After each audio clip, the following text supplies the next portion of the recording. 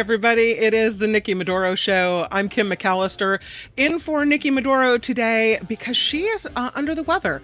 I'm telling you, between Mark Thompson feeling sick and Nikki Medoro feeling sick, I'm lucky that I seem to be the last one standing at this point. So hopefully she'll be better tomorrow and will be back with us. But for now, please click the like button if you can and the subscribe button. Both free options and both really help the show. Our thank you for that. Again, click like and subscribe. All right, let's get into it because I've been thinking a lot about what's going on with President Biden. You may have seen yesterday the reports that came out that a Parkinson's disease specialist had visited the White House and at some point met with the president's physician. There are differing reports as to how many times, but according to one report, as many as 8 times. That led to a press conference at the White House yesterday, and it was wild. Check out what happened. I'm telling you. I mean, I get that people want to know and have a right to know, but ooh. A little respect here, please. So every year around the president's physical examination, he sees a neurologist. That's 3 times, right? So I am telling you that he has seen a neurologist 3 times while he has been in this presidency. That's what I'm saying. I am telling you that he has seen them 3 times. That is what I'm sharing with you, right? So every time he has a physical, he has had to see a neurologist. So that is answering that question. No, it's not. No, it is. It is. You're asking me. I also said to you, Ed, I also said to you, for security reasons, we cannot share names. We cannot share names. We have to. Others he would have met with. We cannot. You can share names in regards to if someone came here. No, we cannot share. We cannot share names of specialists broadly, from a dermatologist to a neurologist.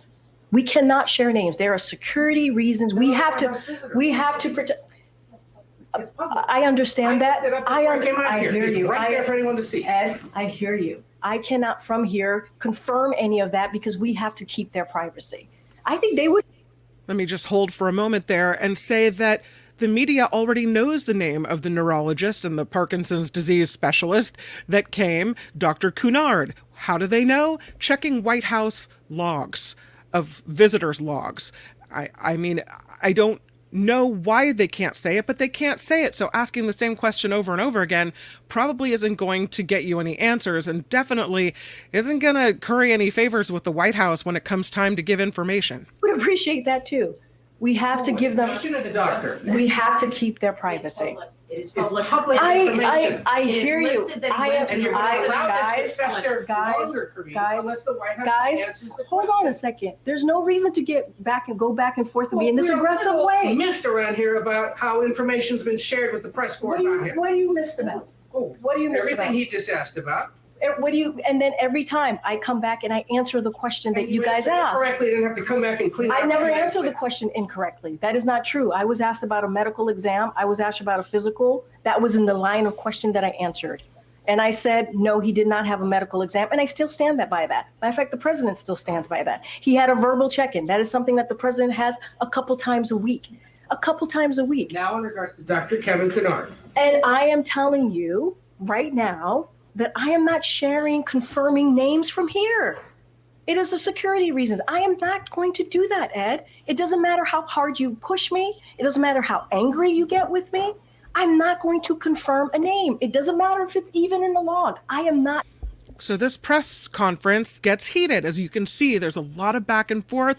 I mean, Karine Jean-Pierre's got a hard job to do today. All the time, but specifically right now, when it seems like there are more and more calls for President Biden to withdraw from the presidential race. So, it's rough. This is rough. This is really, really rough. This is not the first time in history that this has happened, right? We've been in the dark about the conditions of presidents in the past. A couple come to mind. Roosevelt and paralysis, right?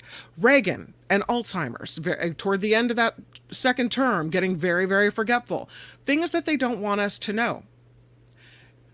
I believe the American people have a right to know I also understand why an administration would want to keep it on the down low. Maybe it's to keep the confidence of the American people. Maybe it's so that America doesn't look weak to its adversaries. All of these things make sense to me. But this is getting ugly. This is getting really ugly. You see it in that press conference. It's like a blood sport almost. They want to know more. And coming from a news background, I understand that. But man, it's uncomfortable the way it's looking. Something else that made me a little uncomfortable was an interview that I saw on MSNBC featuring filmmaker Michael Moore. Remember Michael Moore? Well, he goes on MSNBC and he's talking about President Biden and really singing his praises, and then starts going on to the topic of whether he has his mental faculties. And he goes so far as to call this elder abuse.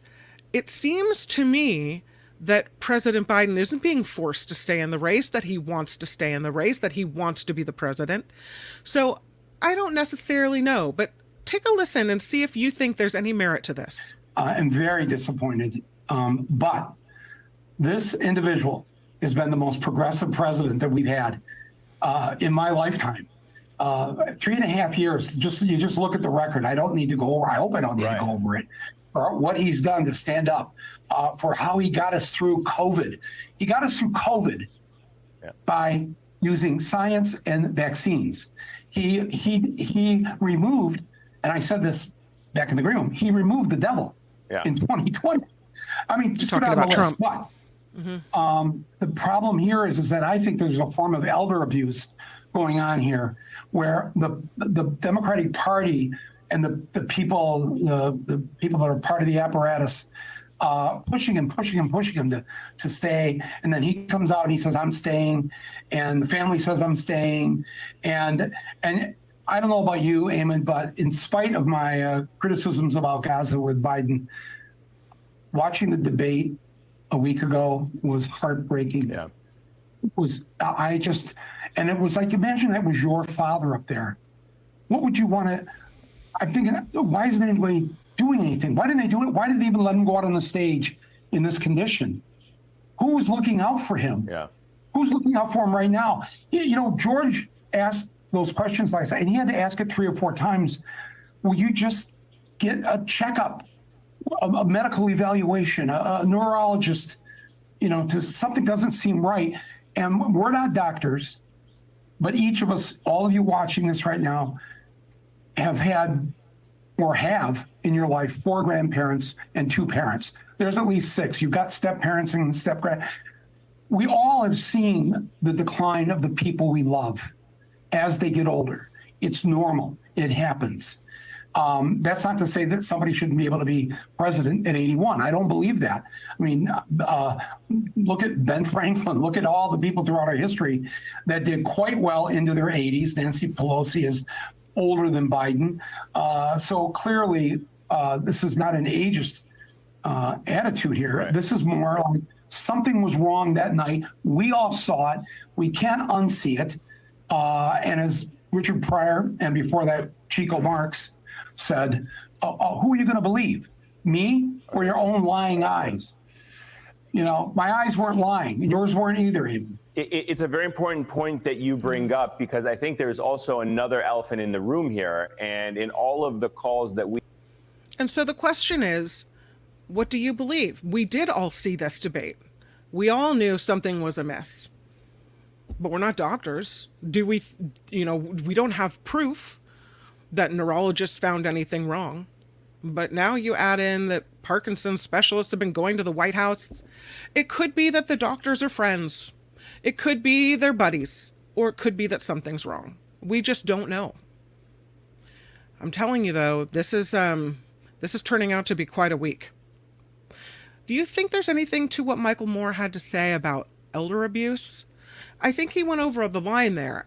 I feel like he's correct in saying someone should be looking out for President Biden. And when they were talking to him ahead of the debate, looking at him and maybe saying, hey, you know, maybe tonight isn't the best night.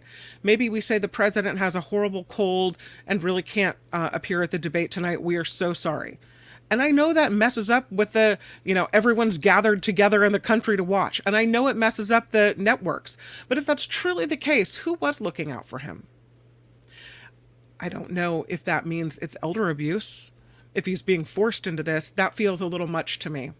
But I thought that was pretty interesting. Meanwhile, with all the hoopla over the president's condition, now we're looking at, okay, what comes next?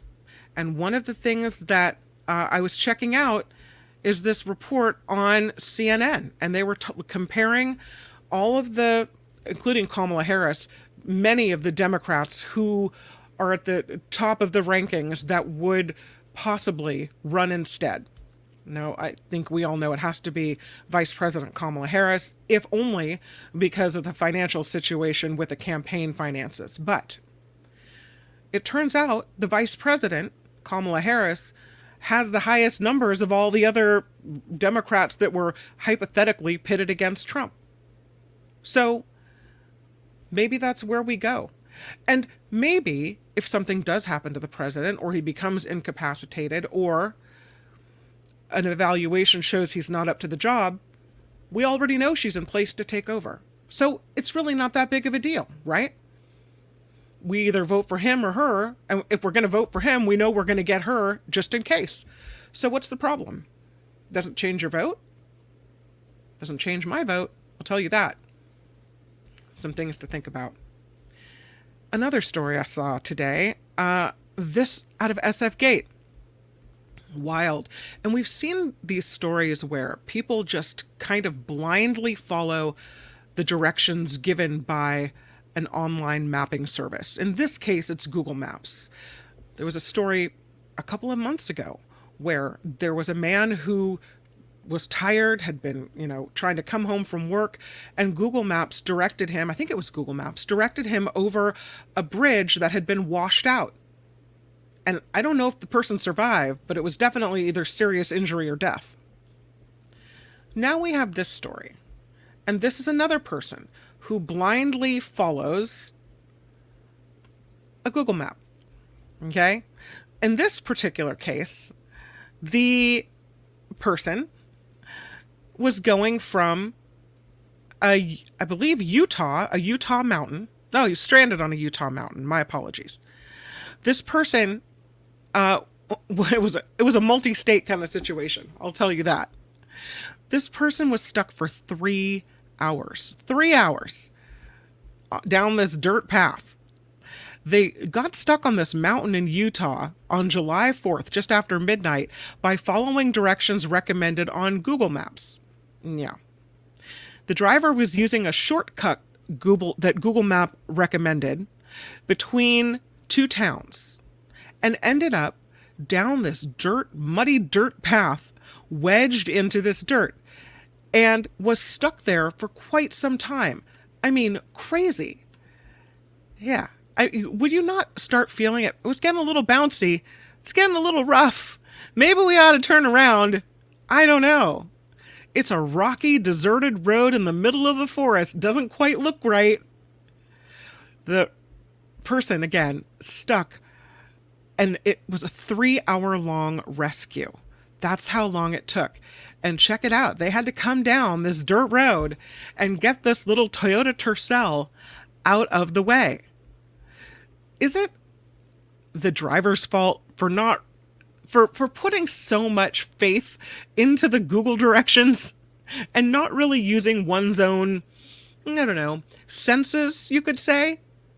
Or, hey, do we get the Google service for free? Do they, if it's not accurate most of the time, people wouldn't use it.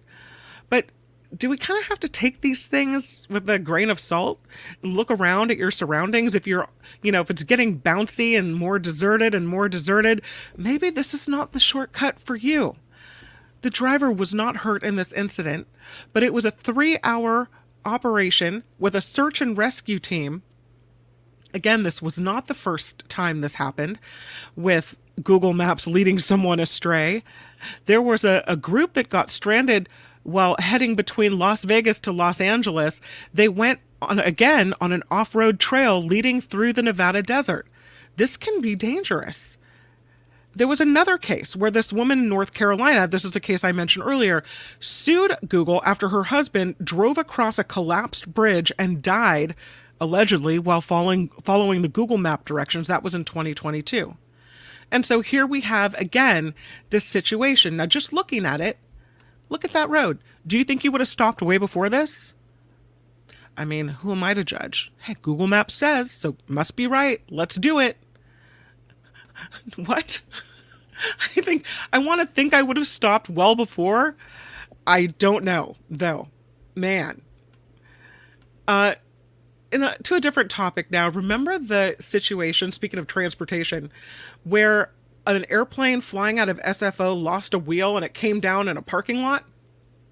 Yes, it's happened again. A Boeing 757-200 aircraft lost a wheel as the flight took off from Los Angeles. Somebody needs to check those wheels, make sure they're all tightened up. There were 74 people aboard, crew and passengers combined. It was a flight from Los Angeles to Denver, and it landed safely in the Denver area after losing a wheel upon takeoff from the Los Angeles International Airport. The wheel has been recovered in Los Angeles. They are investigating, they say, what caused this incident. I'm telling you. I mean, it's like what's happening with planes. Parts are falling off, doors, jams are blowing out, wheels are falling off airplanes. Doesn't really inspire a lot of confidence, I'm telling you. The craziness of this is wild. Again, they recovered the wheel. They say this particular plane was delivered 3 decades ago, so that it, wouldn't be one of the recent planes that maybe wasn't put together properly. I don't know. I just thought, wow, that's crazy. I don't know. You gonna fly somewhere this summer? Woohoo! Let's get aboard. Thank you for hanging out with me for the Nikki Medoro Show. Please join me next for the Mark Thompson Show. It starts at 11. David K. Johnston will be on the show. Belinda Weymouth with It's the Planet Stupid. All on the Mark Thompson Show. That starts here on YouTube at 11. And hopefully Nikki will be back tomorrow. And if not, it'll be just you and me again, and we'll make it work. I do want to ask that you check out our website. It is thenikkimedoroshow.com. Again, thenikkimedoroshow.com. That's where the Patreon link is and the PayPal link is. And that's why we keep doing the show, not only because we love being with you, but also because it's like a side gig for us. So if, we aren't feeling supported, then maybe you guys aren't wanting to see the show. If you do like the show, please support it. Helps keep us going, and we really appreciate that. So thenikkimedoroshow.com. There is a PayPal link as well, and you can go there and check the Nikki Medoro Show at gmail.com. If you enter in the Nikki Medoro Show at gmail.com, that is how you can contribute there. And then, of course, Auntie Toes. It is a really good sauce. I will say it's a little spicy. So I've been warned away from the hot sauces, but the barbecue sauce, not too spicy. And we've had some listeners say this is really, really good stuff. So check it out. There is the link. You can find it. It is auntietobies.com/Nick Kim, Nikki M. You can check that out for a discount. And thank you for supporting those that support us. And here's what they have to offer. It includes the guava barbecue sauce, which is the one I want. If you like it a little hotter, a little spicy like Nikki, go for the hibiscus hot sauce. I have to say, I love anything hibiscus and tropical, so I might get this just to give as gifts to people that in my family that I know, my brother-in-law especially, love the spice. And then there's the pineapple hot sauce as well. So thank you for supporting Auntie Tobies. Thank you to Dan and to Jim and to everyone out there who supports those that support us and who supports us as well. All right. I'll see you tomorrow with Nikki or without. We'll be here for you. And so thank you for watching the show. And until tomorrow, bye. Bye-bye. Nikki, you're all so awesome. You're proud, like a beautiful blossom. You're also the best. I really can't rest. You're all so awesome. Wow. Okay. Nikki, you're oh so awesome. You sprout like a beautiful blossom.